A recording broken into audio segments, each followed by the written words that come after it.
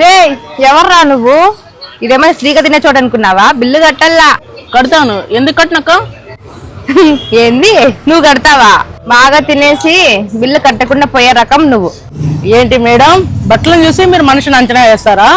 అవును, అట్లానే ఉన్నావు. అడక తినే వాళ్ళలాగానే ఉన్నావు. అడిగినవన్నా అసలు ఎట్లా మాట్లాడుతున్నారు మేడం మీరు? గౌసియా, అసలు ఏం జరుగుతుంది? ఎందుకు అట్లా అరుస్తున్నావు? నువ్వు అరిచేరు పక్కన వినిపిస్తుంది. ఎవరితేనా? ఎవరో మేడం హోటల్ ఉందని ఫ్రీగా ఫుడ్ తినేకి వచ్చినాడు. అసలు నేను ఫ్రీగా ఫుడ్ తిన్నా నా మేడం చెప్పినానా? ఎంతనో బిల్లు చెప్పండి, కట్టేస్తా. ఎంతైంది బిల్లు?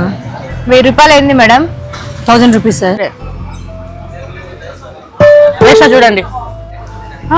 వేసినావా మేడం? డబ్బులు ఎలా కొట్టేసి వచ్చింటాడు మేడం, అందుకే వేసినాడు. ఇంకా చాలా ఆపుతావా? ఫస్ట్ ఏమో బట్టలు చూసి డబ్బులు అన్నావు, ఇప్పుడేమో డబ్బులు వేస్తే కొట్టేసి వచ్చింటా అంటున్నావు. అసలు నీ ప్రాబ్లం ఏంటి? ఆయన దగ్గర డబ్బులు ఉండడమా లేకుంటే ఆ బట్టలా?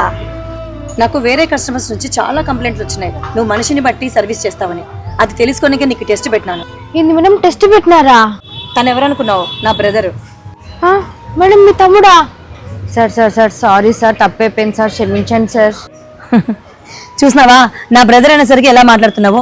ఒకవేళ నేను చెప్పకపోయింటే అంతే నీచంగా తనని ట్రీట్ చేసేదానివి కదా. రూపాన్ని చూసి మనిషిని ఎప్పుడు అంచనా వేయకు. మన బట్టలు కాదు మన స్థాయిని తెలిపేది మన గుణమే. వీడియో మీద మీ అభిప్రాయాన్ని కింద కామెంట్ బాక్స్లో కామెంట్ చేయండి. అలాగే మహితా తెలుగమ్మ యూట్యూబ్ ఛానల్ని ఫాలో కండి. Thank you.